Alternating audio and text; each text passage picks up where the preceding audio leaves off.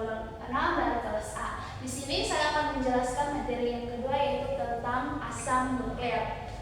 Nah, perlu kita ketahui dulu pengertian dari asam nukleat itu seperti apa. Nah, di sini asam nukleat adalah biopolimer yang berbobot molekul tinggi dengan unit monomernya itu mononukleotida. Nah, asam nukleat terdapat pada semua sel hidup dan bertugas untuk menyimpan dan mentransfer genetik. Nah, kemudian menerjemahkan informasi itu secara tepat untuk mensintesis protein yang khas bagi masing-masing sel. Nah, asam nukleat jika unit-unit pembangunnya itu deoksiribonukleotida disebut dengan asam DNA, dan jika terdiri dari unit-unit ribonukleotida itu disebut dengan asam RNA.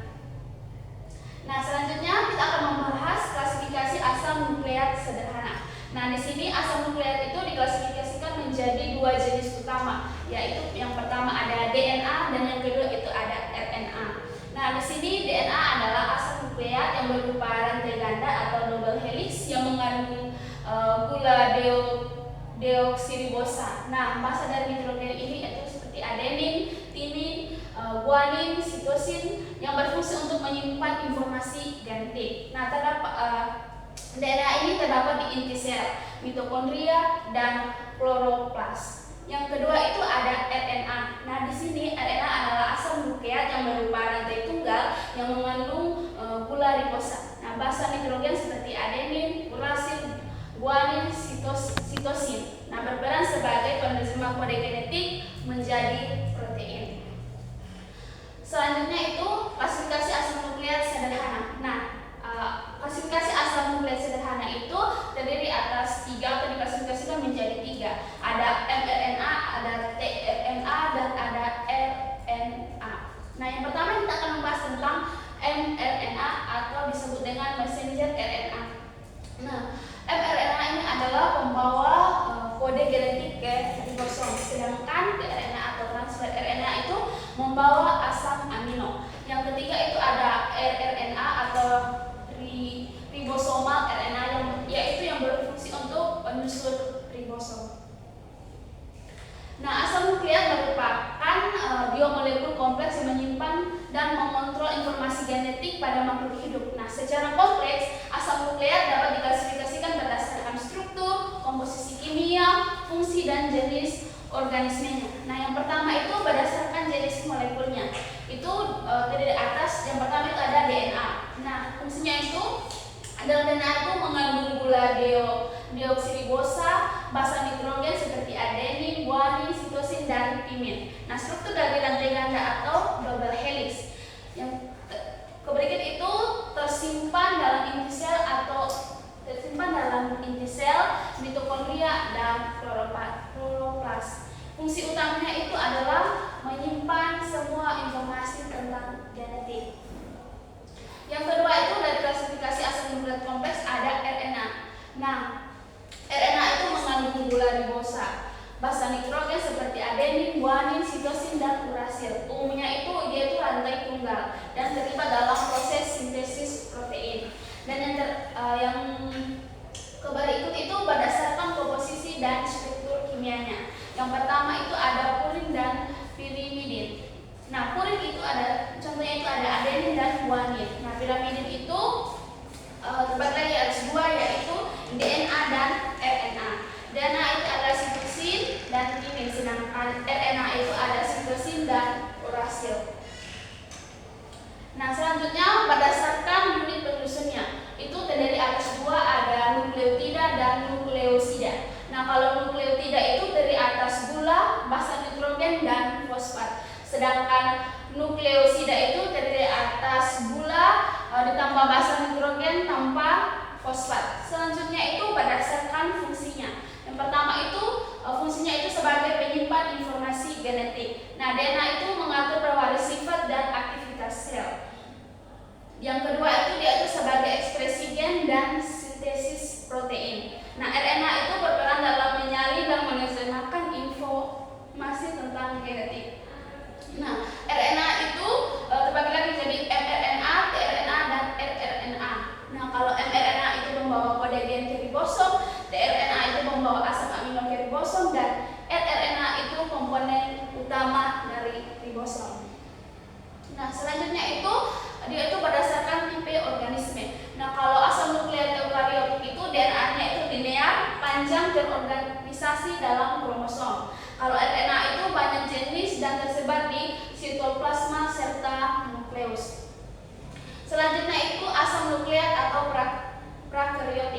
DNA itu berbentuk siklus atau plasmidid dan kromosom utama. Nah, kalau RNA itu sederhana namun sangat efisien dalam sintesis protein. Selanjutnya itu berdasarkan lokasi di dalam sel. Kalau DNA itu inti atau nuklear DNA itu mengontrol semua aktivitas sel. Sedangkan DNA atau mitokondria atau mtDNA itu mengatur enzim respirasi. Dan yang terakhir itu ada DNA kloroplas atau cpDNA itu menyandi protein fotosintesis. Nah, selanjutnya kita akan melihat struktur dari DNA. Nah, di sini struktur dari DNA yang pertama itu adalah dia itu berbentuk heliks ganda. Nah, DNA itu berbentuk heliks ganda yang terdiri dari dua untaian panjang yang saling berpilih menyerupai tangga berpilih. Nah, dua untaian tersebut tersusun berlawanan arah atau anti paralel dan dihubungkan oleh pasangan basa nitrogen yang berada di bagian tengah sehingga membentuk struktur yang stabil dan teratur. Yang kedua itu nukleotida sebagai unit penyusun. Nah, struktur DNA itu dibangun oleh unit-unit kecil yang disebut nukleotida. Nah, setiap nukleotida itu terdiri atas 3 komponen utama, yaitu ada gula deoksiribosa, sebuah basa nitrogen, dan 1 gugus fosfat. Nah, ketiga komponen ini bergabung membentuk rantai panjang yang menjadi kerangka dasar dari DNA itu sendiri. Nah, selanjutnya kita juga akan membahas tentang basa nitrogen dan pasangannya. Nah, dalam DNA itu terdapat 4 jenis nitrogen, yaitu ada adenin, timin, guanin, dan sitosin. Nah, basa-basa tersebut berpasangan secara khusus di mana adenin itu selalu berpasangan dengan timin melalui 2 ikatan hidrogen. Sedangkan guanin berpasangan dengan sitosin melalui 3 ikatan hidrogen. Aturan pasangan basa ini membuat struktur DNA sangat presisi dan sangat stabil. Selanjutnya itu tentang ikatan yang menyusun DNA. Nah, pada DNA itu terdapat 2 jenis ikatan penting. Ada ikatan fosfodiester yang menghubungkan gula dan fosfat antara nukleotida dalam 1 unit sehingga membentuk tulang punggung rantai DNA. Nah, sementara itu pasangan basa antara putri yang dihubungkan dengan ikatan hidrogen yang memungkinkan kedua untaian DNA saling menempel tetapi dapat dipisahkan saat replikasi dan transkripsi. Selanjutnya itu tentang sifat antiparalel untaian DNA. Nah, kedua untaian DNA memiliki arah yang berlawanan, yakni satu untaian memiliki arah 5/3, sedangkan untaian pasangan memiliki arah 3/5. Nah, sifat antiparalel ini sangat penting agar enzim-enzim itu bekerja pada DNA dengan membaca dan dapat membaca, menyalin dan memperbaiki informasi tentang genetika secara tepat. Yang keenam itu ada variasi DNA atau A, B, dan Z. Nah, DNA itu mengalami variasi bentuk struktur bergantung pada kondisi lingkungan. Nah, bentuk yang paling umum dari DNA adalah tipe B yang memiliki heliks kanan dan ditemukan pada organisme hidup. Nah, DNA tipe A ini memiliki heliks yang pendek dan tebal, sedangkan DNA tipe Z itu memiliki heliks kiri yang jarang muncul dan biasanya terjadi pada kondisi tertentu seperti tingginya kadar garam. Terakhir itu tentang lokasi DNA di dalam sel. Nah, di dalam sel eukariotik itu DNA sebagian besar berada dalam inti sel, sebagian penyusun kromosom. Selain itu, DNA juga terdapat dalam organ seperti mitokondria pada hewan dan tumbuhan, serta kloroplas pada tumbuhan. Nah, setiap lokasi memiliki peran spesifik dalam menyimpan dan mengekspresikan informasi genetik. Selanjutnya, kita akan membahas struktur dari RNA. Nah, struktur yang pertama dari RNA itu bentuknya umum dan karakteristik yang dasar. Nah, RNA sendiri adalah asam nukleat yang berperan penting dalam proses ekspresi gen dan sintesis protein. Nah, RNA ini berbeda dengan DNA yang berbentuk heliks ganda. RNA umumnya memiliki untaian tunggal atau single strand. Namun, beberapa bagian dari RNA dapat melipat dan membentuk struktur 3 dimensi karena adanya pasangan basa internal. Yang kedua itu adalah komponen penyusun dari nukleotida RNA.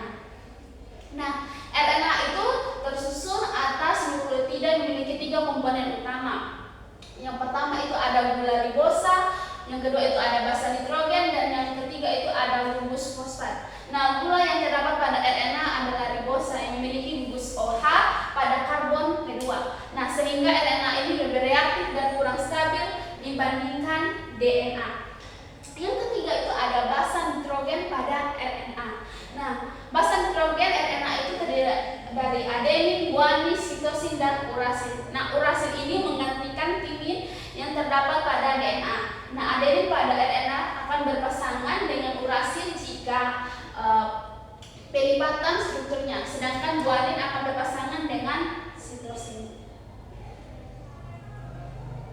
Selanjutnya strukturnya berdasarkan struktur rantai dan ikatan kimia. Nah, rantai RNA itu dibentuk melalui ikatan fosfodiester antara ribosa dan gugus fosfat yang menghubungkan nukleotida satu dengan yang lainnya. Nah, karena hanya memiliki satu untaian, RNA itu lebih fleksibel dan dapat membentuk struktur kompleks melalui interaksi antara basa-basa internal. Yang kelima itu ada macam-macam struktur dari RNA. Nah, struktur dari RNA itu bervariasi bergantung jenisnya. Nah, yang pertama itu ada mRNA atau messenger RNA, memiliki struktur yang linear yang membawa informasi genetik dari DNA ke ribosom. Sedangkan tRNA itu atau transfer RNA memiliki bentuk seperti daun semani atau cloverleaf yang memiliki lipat menjadi bentuk L untuk membentuk asam amino. Yang ketiga itu ada rRNA atau ribosomal RNA yang membentuk struktur kompleks yang menjadi bagian utama dari ribosom. Selanjutnya ada fleksibilitas dan kelipatan struktur. Nah, meskipun berupa untaian tunggal, RNA sering berlipat dalam bentuk struktur sekunder seperti high speed up loop dan bulges. Nah, pelipatan yang memungkinkan RNA itu menjalankan fungsi katalitik atau ribosom, pengaturan ekspresi gen dan stabilitas molekul. Yang ketujuh itu ada lokasi RNA di dalam sel. Nah, RNA itu ditemukan di inti sel, sitoplasma, dan ribosom. RNA juga diproduksi melalui proses transkripsi DNA yang segera digunakan atau diproses lebih lanjut sebelum menjalankan fungsi spesifiknya. Selanjutnya kita akan membahas sifat dan fungsi dari DNA. Nah, fungsi atau peran DNA ini sebenarnya tidak sekedar sebagai pembawa materi genetik, melainkan juga itu menjalankan fungsi sangat kompleks pula. Nah, DNA itu merupakan komponen yang ditemukan secara eksklusif di dalam kromosom dan mempunyai sifat dan fungsi seperti merupakan material kromosom sebagai pembawa informasi genetik melalui aktivitas pembelahan sel. Tebalnya itu sekitar 20 Armstrong dan panjangnya itu beribu-ribu Armstrong. Atau 1 Armstrong itu sama dengan 1-10 meter. Nah, yang selanjutnya fungsinya itu dapat melakukan replikasi, yaitu membentuk turunan atau menggandangkan diri. Nah, DNA hasil replikasi atau DNA anak ini memiliki urutan basa yang identik yang dimiliki oleh heliks ganda parental atau DNA induk. Nah, pada sel organisme prakaryotik atau bakteri, DNA itu tunggal karena pada sel eukaryotik DNA itu berupa heliks rantai atau ganda. Nah, pada suhu yang mendekati titik didih atau pada pH yang ekstrim atau kurang dari 3 atau lebih dari 10, DNA itu mengalami denaturasi atau membuka. Nah, jika di lingkungannya itu dikembalikan seperti semula, DNA dapat kembali membentuk heliks ganda yang disebut dengan renaturasi. Selanjutnya itu sifat dan fungsi dari RNA. Yang pertama kita akan membahas tentang sifat dari RNA. Nah, sifat dari RNA itu adalah untaian tunggal lebih fleksibel daripada RNA. Yang kedua itu mengandung gula ribosa sehingga lebih reaktif dan kurang stabil. Yang ketiga itu memiliki basa A, G, C dan U atau urasil sebagai pengganti timin. Yang selanjutnya itu umumnya pendek dan mudah terurai. Yang berikut dapat melipat diri membentuk struktur sekunder, dan yang terakhir itu beberapa RNA itu bersifat katalitik atau ribosim. Selanjutnya kita akan membahas fungsi dari RNA. Yang pertama itu fungsi dari mRNA itu sudah saya jelaskan tadi bahwa dia itu membawa informasi dari genetik ya dari DNA ke ribosom. Sedangkan tRNA itu membawa asam amino ke ribosom saat sintesis protein. Kalau rRNA itu penyusun ribosom dan membantu pembentukan ikatan peptida. Kalau regulasi gen itu atau miRNA atau siRNA itu mengontrol ekspresi gen. Sedangkan yang terakhir itu materi genetik virus RNA itu pada beberapa virus. Selanjutnya kita akan membahas ikatan yang terjadi dalam asam nukleat. Nah, ikatan yang terjadi pada asam nukleat itu ada ikatan fosfodiester, yaitu yang menghubungkan gula dan fosfat antar nukleotida membentuk tulang punggung DNA atau RNA. Yang ketiga itu ada ikatan hidrogen yang menghubungkan pasangan basa atau A ke T atau G ke C pada RNA A ke U. Yang ketiga itu ada ikatan glikosidik, yaitu ikatan glikosidik itu adalah menghubungkan gula dengan basa nitrogen di dalam nukleotida. Dan yang terakhir itu ada interaksi pembentukan basa atau van der Waals yang menstabilkan struktur heliks dan pelipatan RNA. Oke, baik, ini saja penjelasan tentang materi dari asam nukleat. Sekian dan terima kasih.